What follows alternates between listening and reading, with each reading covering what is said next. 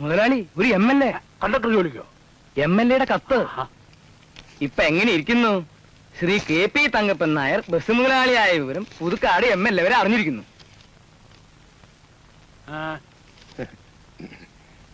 അല്ല, വിളിക്ക.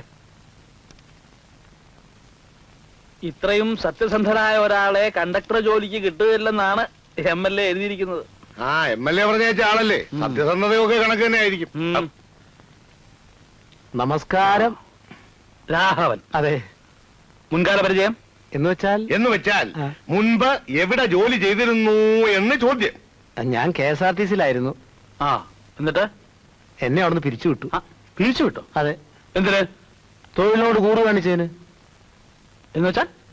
എന്ന് വെച്ചാൽ വ്യക്തമായി പറഞ്ഞാലേ മുതലാളിക്ക് മനസ്സിലാവൂ. എന്ന് വെച്ചാൽ ചുരുക്കി പറയാം, ട്രാൻസ്പോർട്ട് മന്ത്രി ഒരു ദിവസം പരിശോധനയ്ക്കാണെന്നും പറഞ്ഞ് വണ്ടി കയറി. അയാളുടെ കയ്യിൽ ടിക്കറ്റോ പാസോ ഉണ്ടായിരുന്നില്ല.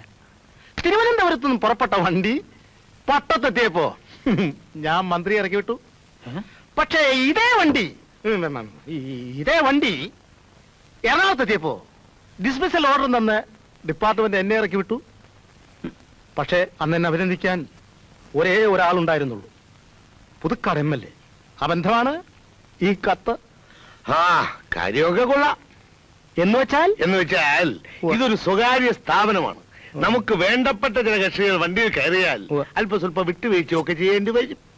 അതിന് എന്നെ കിട്ടില്ല സാർ. എനിക്ക് ജോലി തരണ്ട.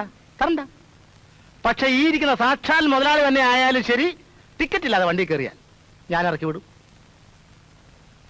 എനിക്ക് ജോലി വേണ്ട. തൊഴിലാണ് എന്റെ ചോറാണ് എന്റെ തൊഴിൽ. ഇത് രണ്ടുമാണ് എന്നെ വഴിയാധാരം.